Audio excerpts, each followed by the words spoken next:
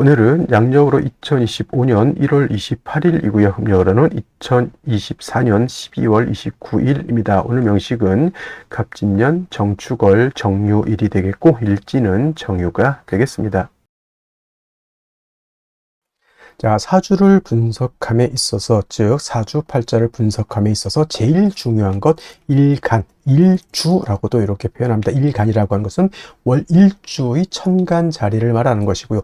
일주라고 하는 것은 주인 주자죠. 이 일주라고 하는 것과 또 여기에 써 있는 이 일주하고는 완전히 다르죠. 일주는 이 일주 기둥주자의 천간 한 자리를 말하는 것이고, 이 기둥주자는 천일간과 일지 두 개를 다 말하는 것이다. 그래서 일간이라고 하는 것, 일주, 요 주인주자는 같은 글자인데 사주로 볼 때 제일 중요한 것 이 일간 일주가 가장 중요하고요. 다음으로 월주의 지지, 월령이라고도 하고 재강이라고도 하는 이 자리가 그만큼 중요한데, 오늘 일간 어떤 일간입니까? 정이라고 하는 천간이 일간이 되겠습니다. 자, 정이라고 하는 천간, 10개의 천간 중에서 네 번째 천간이 되죠. 천간 10개 뭐가 있습니까? 갑이라고 하는 것, 그 다음에 을이라고 하는 것, 병이라고 하는 것, 정이라고 하는 것, 그 다음에 무라고 하는 것, 기라고 하는 것, 그 다음에 경이라고 하는 것, 신이라고 하는 것, 임이라고 하는 것, 그 다음에 개라고 하는 10개의 천간이 이렇게 있게 되는데, 순서대로 이렇게 볼 수가 있겠죠. 그래서 갑을은 우리가 뭘로 보냐면 오행으로 놓고 봤을 때 갑을은 목이라고 우리가 칭하고요. 병정은 화라고 칭하고, 무기는 토라고 오행으로 구분하고요. 경신은 금이 되겠고, 임계는 수가 되죠. 그래서 오늘 정이라고 하는 천간, 10개의 천간 중에서 하나, 둘, 셋, 네 번째 천간이 되죠. 정이라고 하는 천간. 그리고 오행으로 구분하게 되면 정은 화가 되죠. 불의 기운을 말합니다. 불의 기운은 뜨거운, 기운으로 봤을 땐 뜨거운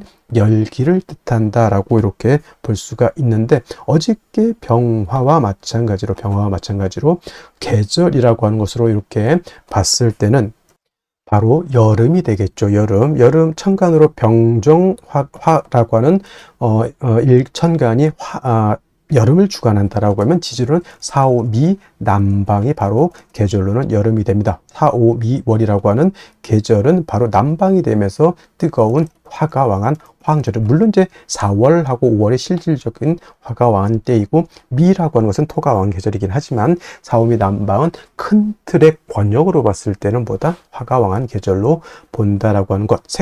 화의 색깔은 적색이죠. 목은 파란색, 금은 흰색, 백색, 그 다음에 수는 검정색, 그 다음에 토는 황색, 노란색, 지금 말씀드리는 화는 적색이 되면서 주관하는 신은 주작이 됩니다. 자, 오상이라고 하는 것도 말씀드렸죠. 인의, 예지신이라고 하는 오상 중에서 화가 주관하는 것은 바로 예절이다. 예라고 하는 것은 사람이 눈에 보여야 예절을 지키는지 안 지키는지 알 수가 있는데, 어두컴컴한 지하실에서 아무리 인사를 하고 깍듯하게 뭘 해도 보이지 않으면 저 사람이 뭘 하고 있는지 알 수가 없습니다. 그래서 화라고 하는 것은 빛의 개념이기도 하고, 또한 열기의 개념이기도 한데, 빛이라고 하는 개념, 즉 빛이 있어야지만 만물이 밝음을 얻고 우리가 만물을 눈으로 볼 수 있죠. 그래서 화라고 하는 것이 오상인 인의 예지신 중에서 예를 주관한다라고 볼 수가 있죠. 참고로 인이라고 하는 것은 목, 의라고 하는 것은 금, 그 다음에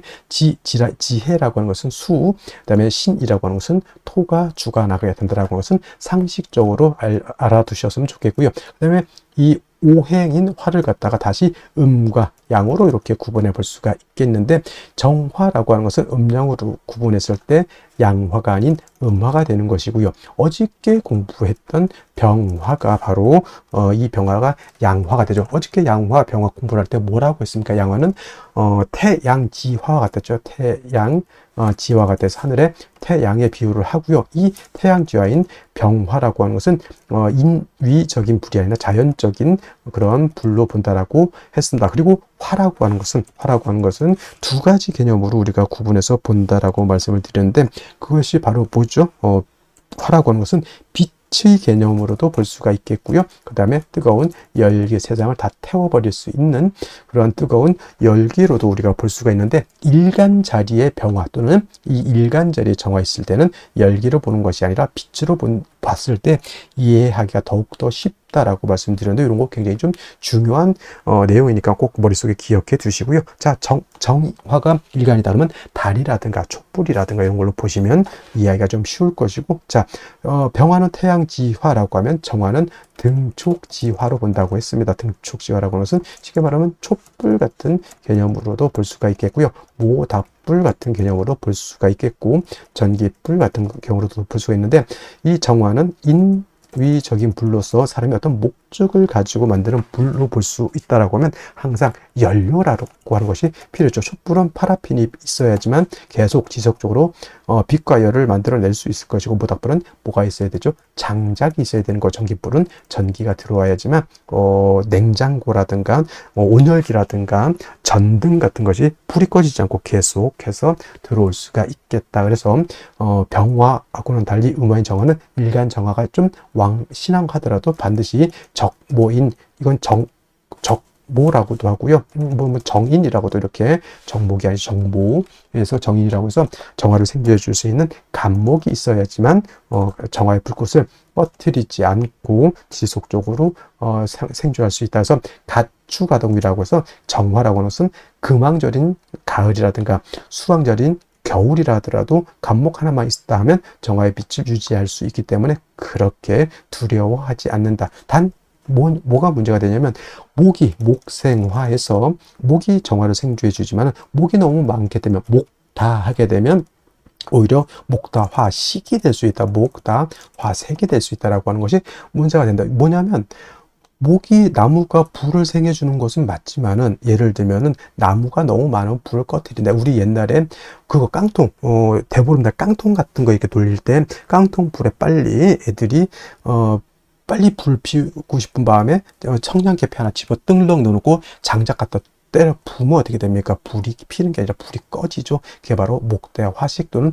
목다화색이라고도 하고요. 전기불 같은 경우 예를 들어서 220V가 전격이죠. 220V, 220V가 들어와야 되는데 20000V가 들어왔다. 집에 있는 전기 제품들은 다 박살이 날 수밖에 없습니다. 그래서 밖에 뭐가 있습니까? 변압기라고 하는 것이 있어서 20000V 넘어가는 고압의 전기를 갖다가 변압기가 거쳐서 집으로 들어올 때는 220V 정압이 들어오게 되죠. 그래서 우리가 쓸 수 있는 컴퓨터, 냉장고, 온열기, 전등 같은 거를 우리가 안정적으로 쓸 수 있다. 이 변압기가 바로 어떤 개념?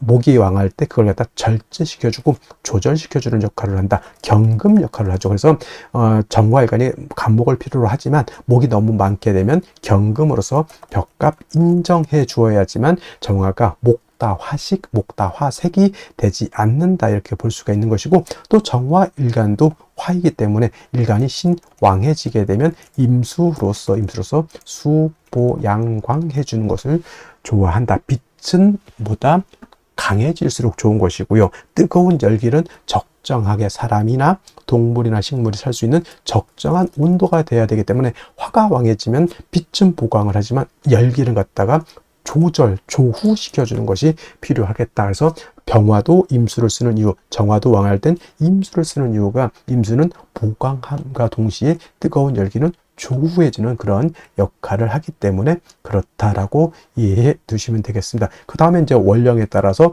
목이 왕으면 금을 쓸 것이고, 수가 많으면 목을 쓸 것이고, 토가 많으면 그때도 목을 쓸 것이고, 이 원령이 어느 글자가 오느냐에 따라서 사주 배합이 달라지겠죠. 그래서 일간의 특성을 아는 것이 그만큼 중요한 것이고, 다음으로 원령이 어느 원령, 일간이 어느 배경에 태어났느냐가 그만큼 중요하다라고 말씀을 드릴 수가 있겠습니다. 자, 일간 정화에 대해서 여기까지 설명을 드렸고요. 다음 원령에 대해서 한번 알아보도록 하겠습니다. 다음으로 원령에 대해서 알아보도록 하겠습니다. 월령이라고도 표현을 하고요. 월지라고도 표현을 하고 월원이라고도 표현하는데 다 똑같은 어디를 말하느냐? 월주의 지지를 말한다. 월지, 지지. 그래서 이걸 일단 월령, 월지, 월원이라고도 표현하는데, 이 월지가 중요한 이유는 계절의 의미를 내포하고 있다. 계절이라고 하는 것은 봄, 여름, 가을, 겨울, 추나 추, 동을 말하는 것이고요. 이 계절의 개념이 왜 중요하냐 하면은 사주에서 제일 중요한 왕세와 한열이라고 하는 개념을 가지고 있기 때문에 그렇습니다. 왕세와 한열. 그래서 이 왕세라고 하는 것은 어떤 오행이 왕하냐 약하냐를 놓고 보는 것이고, 한열이라고 하는 것은 이 사주가 더우냐 추우냐를 놓고 보는 것인데, 대표적으로 사오미월이라고 하는 계절은 하절 여름이 되겠죠. 굉장히 뜨거운 혹서기가 되는 것이고요. 그 다음에 지금 해자 축월 같은 경우에는 이건 동절입니다. 엄동설한의 그러한 계절이 되겠어. 엄청나게 춥다라고 하는 것. 그래서 조후라고 하는 개념을 놓고 봤을 때 사오미월과 해자 축월은 조후가 매우 급박하다. 즉 사오미월의 하절에는 수가 있어서 뜨거운 열기를 식혀주는 것이 필요하고요. 해자 축월 같은 동절에는 화가 있어서 뜨거운 열기, 차가운 한기를 갖다가 따뜻하게 해주는 것이 필요하다라고 이렇게 말씀드릴 수가 있습니다. 그래서 해자 축월 같은 경우에는 계절은 동절이라고 하는 것. 그래서 사주라고 하는 것은 뭐다? 중화를 이루어야 된다라고 말씀을 하죠. 중화라고 하는 것은 다른 것이 아니라 이 왕세와 한열을 얼마만큼 잘 조절해서 중화를 이루었느냐를 놓고 보고, 중화가 잘 된 사주는 좋은 사주, 즉 우리가 말하는 부귀영화를 누릴 수 있는 그런 사주로 보는 것이고, 만약에 한 왕세가 깨져 있거나 한열이 깨져 있다 사주가, 그러면 중화를 이루지 못한 그런 사주가 되기 때문에 어떤 사주? 그렇죠. 결코 좋게 볼 수 있는 그런 사주가 아니다라고 하는 것이 관건이 되는데, 지금은 계절로 축월이 되겠습니다. 축월이라고 하는 것은 해자 축월을 지금 말씀드리는 거고, 그 중에 축월을 말하는 겁니다. 절기로는 소한과 대한으로 이렇게 구분이 되어 있죠. 그래서 소한, 작은 추위, 대한, 큰 추위 이렇게도 보지만, 우리가 소한과 대한이 중요한 이유는 월이 바뀌는 기준이 뭐다? 이 소한이 되어야지만 어디에서? 자월에서 지금의 축월로 전환이 되는 것이고, 그 다음에 해자 축월이 모두 동절이죠. 해월은 어떻습니까? 제가 초동이라고도 했고요. 맹동이라고도 표현했고, 자월은 중동이라고 제가 표현을 했고요. 지금 축월 같은 경우에는 어떤 계절? 모동, 늦겨울이라고 하는 개념, 개동이라고도 하고요. 또는 만동이라고도 이렇게 표현을 합니다. 이 개동, 만동 다 같은 뜻이죠. 만동, 늦은 겨울, 개동, 끝의 겨울이죠. 다 늦겨울이라고 하는 표현을 쓰게 되는데, 다 해월, 자월, 축월 모두 어떻습니까? 겨울이기 때문에 덜 춥고 더 춥고 개념보다는 일단은 엄동설한이라고 하는 개념을 꼭 머릿속에 기억해 두시고, 남극 대륙을 연상하는 것이 좋겠다라고 제가 항상 맞습니다. 한기가 극심한 그런 계절이 되는 것이다 라고 해서 반드시 조후라고 하는 개념을 머릿속에 가지고 있어야 된다. 지금처럼 우리 한국의 기후처럼 영하 10도, 영하 20도만 돼도 엄청나게 춥잖아요. 저 외국 같은데 저쪽 툰드라 지방에서 사람이 사는 곳이 가장 추운 곳이 영하 72도 에도 사람이 살고 있으면 엄청나게 추운 그런 것, 이런 것을 연상하셔야지만 해자 축월의 사주를 볼 때 쉽게 우리가 이해할 수 있다라고 하는 것. 그 다음에 해자 축이라고 하는 것은 북방이라고 설명을 드렸죠. 북방, 수가 왕한 수왕절이면서 엄동설한이라고 말씀을 드렸는데, 실질적으로 해자월이 수가 왕한 수왕절이 에 반해서 축월은 어떻다? 축월은 토가 왕한 계절이다라고 해서 진월, 그 다음에 술월, 축월, 미월 같은 경우에는 사계월이라고 하죠. 사계절이 아니고 사계월이라고 합니다. 끝계절을 써서 사계월. 그래서 이때는 뭐냐? 인묘진의 진, 그 다음에 사오미의 미, 그 다음에 신유, 술의 술, 그 다음에 해자, 축의 축, 이렇게 해서 진술축미는 그 계절의 끝을 의미하죠. 진은 봄의 끝, 미는 여름의 끝, 그 다음에 술은 가을의 끝, 그 다음에 축은 겨울의 끝이죠. 그래서 토가 왕한 계절이면서 토라고 하는 것, 진술축미는 어떤 환절기의 개념을 가지고 있죠. 어떤 분들이 축토 같은 경우는 토이지만 얘는 수로 봐야 된다라고 하는 그렇게 말씀하시는 분들이 있는데, 이거 잘못된 것이고요. 축토도 당연히 그건 토로 봐야 되는 것이지만은, 예를 들어서 해자축 방합을 형성하는 경우가 있습니다. 이런 경우에는 수가 세력을 얻었다라고는 표현할 수 있지만, 이거 가지고 축토가 수가 된다 이렇게 말씀드릴 수는 없다라고 하는 것. 그 다음에 해월, 자월, 과 더불어 축월도 동절이기 때문에 아까 말씀드렸던 것처럼 조후의 개념이 시급하다, 너무 춥기 때문에 따뜻하게 해야 된다. 그래서 조후의 개념이 시급한데 이때는 뭐가 필요한 거죠? 당연히 화라고 하는 것이 있어서 차가운 기후를 따뜻하게 해야지 만물이 생기생이를 얻을 수 있다. 이때 필요한 조후를 쓰는 화는 음화인 정화보다는 양화인 병화를 얻는 것이 급선무가 된다라고 하는 것까지 여러분들 꼭 기억해 두시기 바랍니다. 자, 그렇다면 축월이라고 하는 계절의 정화일간이 태어나게 되면 사주를 어떻게 배합하는 것인지 알아보도록 하겠습니다. 자, 일간 정화라고 하는 것은 음화가 될 것이고요. 등촉지화라고 했습니다. 등촉지화. 그래서 모닥불이라든가 촛불이라든가 전기불 등에 이렇게 비유한다라고 했고, 정화라고 하는 것은 자연적인 불이 아니라 어떤 불, 인위적으로 사람이 피운 불과 같다라고 볼 수 있죠. 반드시 연료가 있어서 정화의 불꽃을 갖다가 계속 유지시켜 주는 것이 필요한 것이 바로 또 정화의 특성이다라고 볼 수가 있죠. 자, 이런 정화 축월에 태어났다. 자, 축월이라고 하는 것 말씀드렸습니다. 해월, 자월, 축월과 더불어 겨울에 해당이 되죠. 그래서 축월 같은 경우는 모동이라고 해서 늦 겨울이죠. 그래서 엄동설화님은 해월, 자월, 축월이 모두 같다라고 하지만 해월과 자월은 그야말로 수가 왕한 수왕절이지만 축월은 토가 왕한 계절이다라고 말씀을 드렸습니다. 자, 그래서 일간이 병화가 됐던 정화가 됐던 토가 많아지게 되면 화는 어떻게 된다? 화생토해서 내가 식상을 만들어낸다, 이런 개념으로도 볼 수가 있겠지. 그거는 일간이 어느 정도 세력이 있을 때 식상을 보는 것은 나쁘지 않습니다만은 화는 토를 보는 것을 그다지 좋아하지 않는 것은 화는 토를 많이 보게 되면 회기무광이 된다라고 하죠. 회광이라고 해서 병화라든가 일간 정화의 빛을 가리다. 자, 화라고 하는 것은 물론 따뜻하게 해주는 조후의 역할도 하지만 세상을 밝게 비춰주는 역할도 하죠. 특히나 정화 같은 것은 촛불과 같다라고 말씀을 드렸죠. 우리가 기도를 드리고 절이라든가 어떤 다른 종교도 마찬가지고 기도를 드릴 때는 항상 촛불을 켜놓고 이렇게 기도하는 그런 문화가 있죠. 세상을 밝혀주면서 정화라고 하는 것은 어떤 것, 나를 태워가면서 세상을 밝혀주는 그런 역할, 희생정신 이런 걸로도 우리가 볼 수가 있는데, 토가 많아졌다라고 하는 것은 모닥불이 다 꺼져가지고 재만 남은 것, 촛불로 봤을 때는 파라핀이 없어서 이제 불이 거의 꺼져간다라고 하는 것, 그 다음에 그 옆에 시커먼 재라든가 끓음이 있어서 정화의 불꽃이 보이지 않는다, 이렇게 보는 겁니다. 그래서 축월의 병화가 태어났든 축월의 정화가 태어났든 일단 토가 많아지게 되면 회기무광이 된다라고 하는 것. 그래서 천간에 무토라고 하는 것이 이렇게 투출해도 마찬가지겠고요. 그 다음에 기토 같은 것이 투출해도 마찬가지고, 지지로 진술충미 토가 많아도 마찬가지입니다. 일간 정화의 기운을 갖다가 설기하는 역할을 할 것이고, 그 기운만 설기하는 것이 아니라 그름이 많이 생겨 정화의 빛을 가리게 될 것입니다. 그래서 축월의 정화는 축월의 병화와 마찬가지로 반드시 뭘 얻어야 된다? 간목이라고 하는 인성을 얻어서 일간 정화를 생조해 줘야 되고요.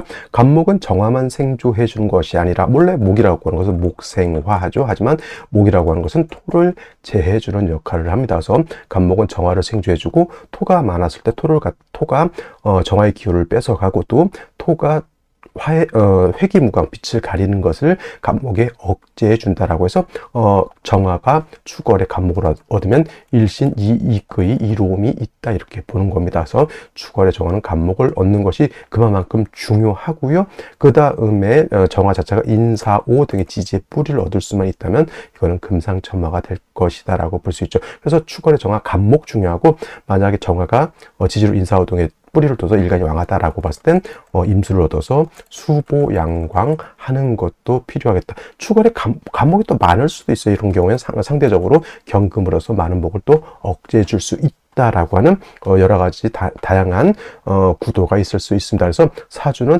천편일률적으로 외우기보다는 사주 전체가 어떻게 짜여져 있느냐를 실질을 보는 것이 중요한데, 기본적인 원칙은 우리가 알고 있어야 된다. 원칙을 알고 예외적인 것을 우리가 볼 수 있는 안목을 기르는 것이 중요하다라고 말씀을 드리겠습니다. 자, 다시 오늘의 명식을 살펴보도록 하겠습니다. 자, 일간, 정화일간이 되겠고요. 정화일간이 태어난 월령은 축월이 되겠습니다. 사주를 볼 때는 항상 제일 먼저 봐야 될 게 일간이 어떤 일간이냐를 제일 먼저 봐야 되고요. 다음으로 그 일간이 어느 월령에 태어났느냐를 보게 됩니다. 일간은 주인공과 같은 개념이고, 그다음에 월령이라고 하는 것은 주인공이 태어난 배경, 환경과 같다, 이렇게 보시면 되겠습니다. 그리고 세 번째 중요한 개념, 격국과 용신이라고 하는 개념인데, 격국이라고 하는 것은 사주 8글자가 서로 상호 간에 어떻게 견제와 균형을 이루고 있느냐를 보는 것이 격과 국을 보는 것이라고 하면, 용신이라고 하는 개념, 사주 8글자 중에서 이 사주를 뭘 할 수 있는, 중화시킬 수 있는 가장 핵심적인 요소를 용신이라고 합니다. 그렇다면 용신이라고 하는 것은 무엇을 중화시키는 것일까요? 두 가지 개념이 있습니다. 왕세와 한열이라고 하는 개념인데, 왕세라고 하는 것은 이 사주에 들어가 있는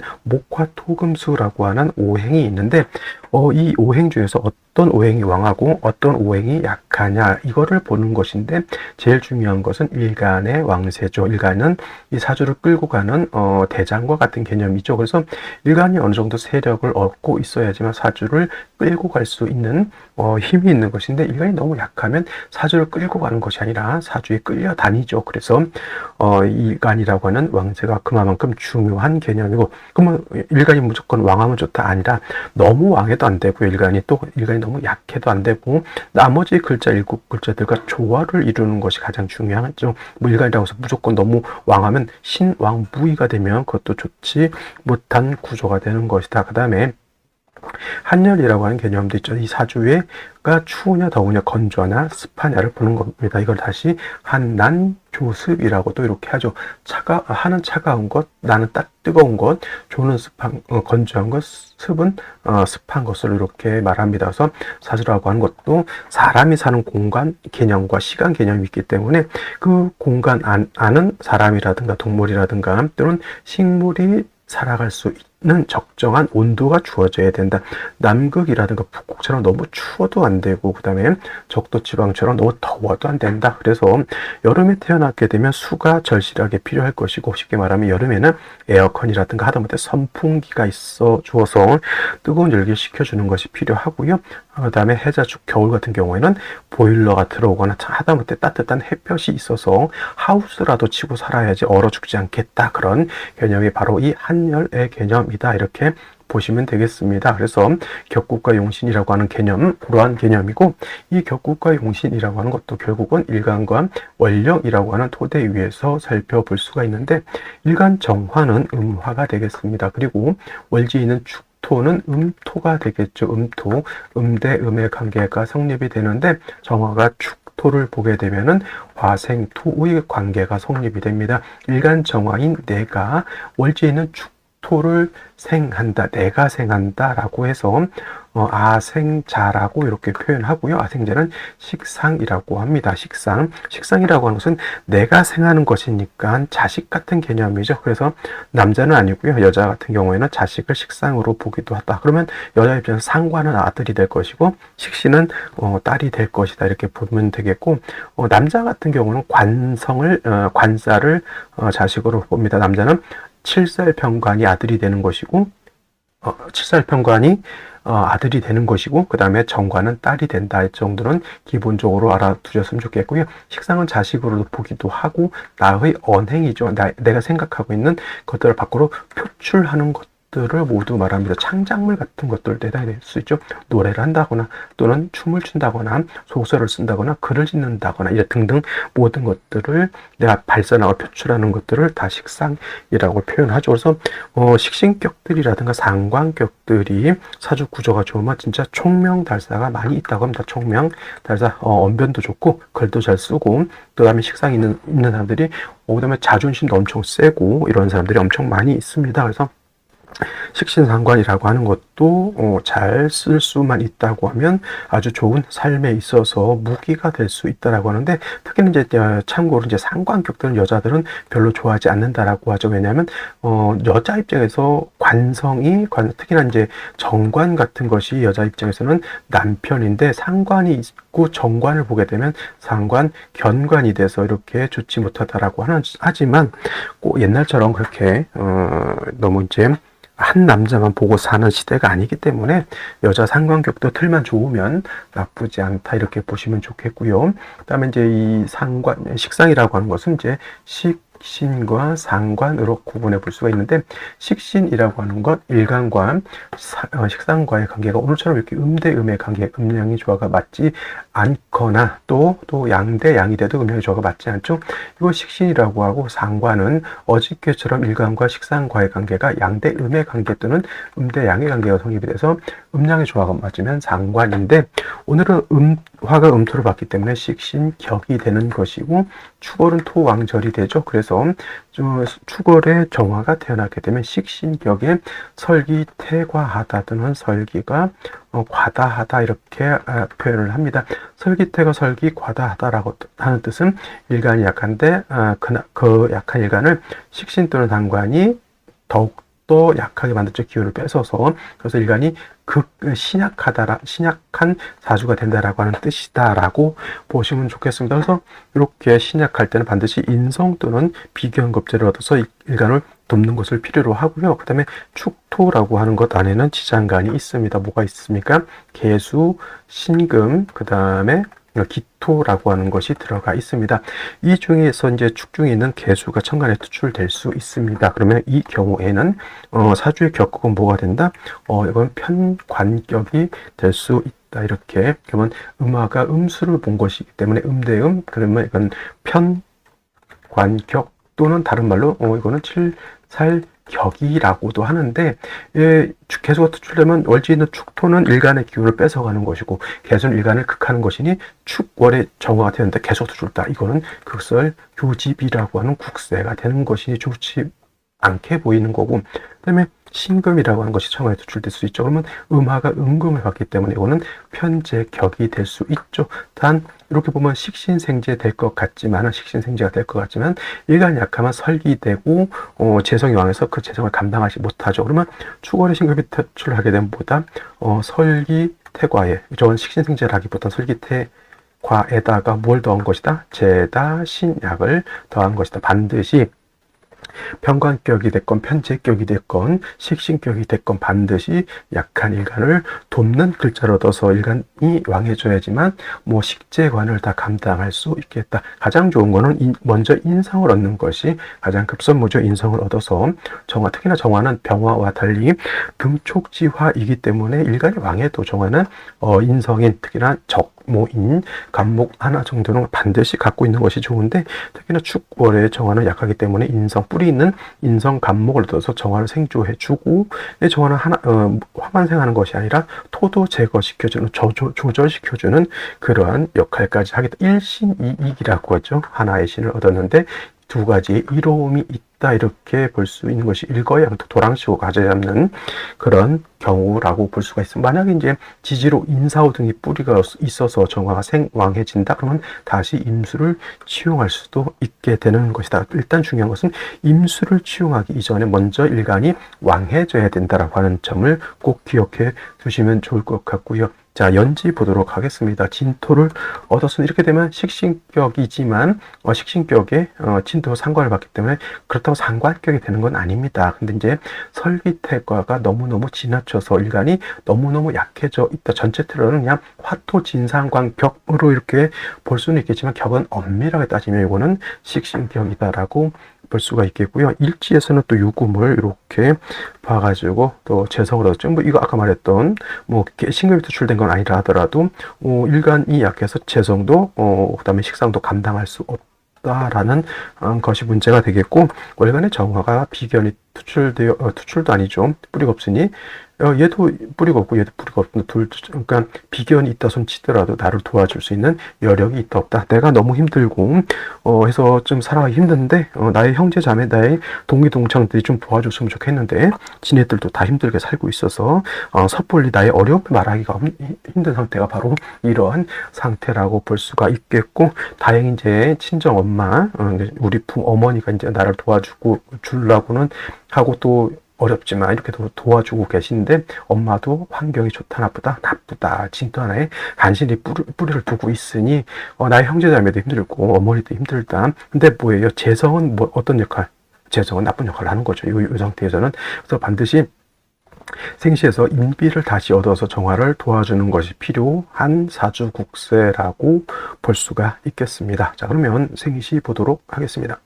자, 제일 먼저 경자시 보도록 하겠습니다. 경자시. 자, 경자시가 되게 되면은 일간 정화가 너무 뿌리가 없어서 약했죠. 월간에 있는 비견 정화도 약하고요.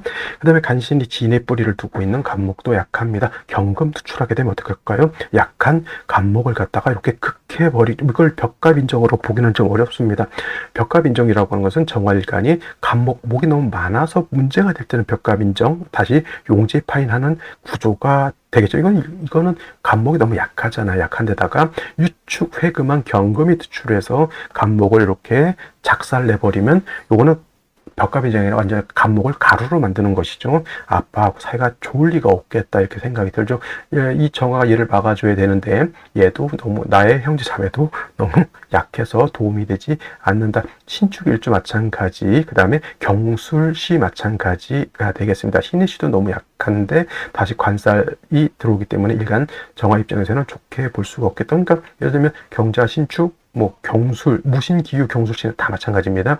이렇게 되면 일간이 너무 약하기 때문에 운은 무조건 목화운으로 행해야지만 그래도 존립할 수 있는 여건이 되는 것이다 라는 생각이 들고요. 임인시 같은 경우에는 임수가 정관에 투출된 곳은 이건 둘째 치더라도 일단은 정화가 인을 보게 되면은 정화가 뿌리를 둘 수 있죠. 간목 또한 여기에 뿌리를 둘 수가 있다. 인유 원진 이런 것을 두려워하지 마십시오. 이거는 크게 이게 인유 원진이 된다고 해서 크게 문제될 바는 아니기 때문에, 이거는 중요한 것은 인유 원진 때문에 일간이 약한 정화가 인목을 선택하지 못한다는 게 크게 문제가 되는 것이기 때문에, 이거는 인유 원진은 물론 작용을 안 하진 않지만은 제가 경험한 바로는 그렇게까지 걱정할 정도의 문제는 아니다. 차라리 일간과 인성의 뿌리를 얻는 것이 더욱더 이롭다라는 생각을 하시는 게 더 좋을 것 같고요. 계묘시는 저는 선택해서는 안 되는 생시, 개수가 투출되는 것도 안 좋고요. 묘유충이 되는 것도 당연히 좋게 볼 수가 없는 그런 생시. 그 다음에 갑진시 같은 경우에는 일단 간목 두 개를 긴 했습니다만은 이제 간목이 진진에다 뿌리를 두겠죠. 하지만 일간 자체가 뿌리가 약한 것은 이것은 좀 단점이다라고 볼 수가 있겠습니다. 그래서 남자 같으면 그냥 갑진시 선택해도 상관없겠지만은 여명의 경우에는 갑진시는 저는 좋게 볼 수가 없겠고, 을사시 같은 경우에는 이건 정편이 혼자서 아빠가 바람피다 이런 거 생각하지 마시고 사유축 회금에서 금이 다시 왕해져 있다라고 볼 수가 있어요. 그래서 을사시도 화를 얻은 것은 나쁜 것 같지 않지만 차라리 을사시를 선택할 바에는 뭘 선택하는 게 낫겠다? 병오시를 선택하는 것이 일간 정화가 뿌리를 얻었죠. 그 다음에 병화가 투출하면 탈광된다가 아니라 일간이 약할 때는 병화가 도움이 된다 이렇게 보셔야 됩니다. 그리고 간목이 이 뿌리를 두고 정화를 생활하면 따뜻한 온기가 있어야지만 간목도 간목으로서의 어떤 쓰임과 가치가 드러날 수 있겠죠. 그래서 남녀 불문하고 오늘 중에서 선택해야 될 생시라고 하면 갑오시가 가장 이상적인 생시라고 보여진다라는 말씀을 드릴 수 있겠습니다. 그리고 정비시는 의미가 없습니다. 이런 건 미중정화 이건 있어도 없는 것과 같다. 천간에 정미시가 돼서 천간에 정화 세 개면 왕하다 아니다. 그것도 야왕하지 않다. 차라리 이렇게 오를 얻는 것이 이 정화 입장에서는 더욱 좋고요. 그리고 병화가 따뜻하게 조후를 해야지만 이 엄동의 한기를 따뜻하게 할 수 있다. 이렇게 정리를 하는 것이 가장 합리적이다라는 말씀을 드립니다. 자, 오늘은 여기까지 설명드리도록 하고요. 저는 내일 또 찾아뵙도록 하겠습니다. 감사합니다.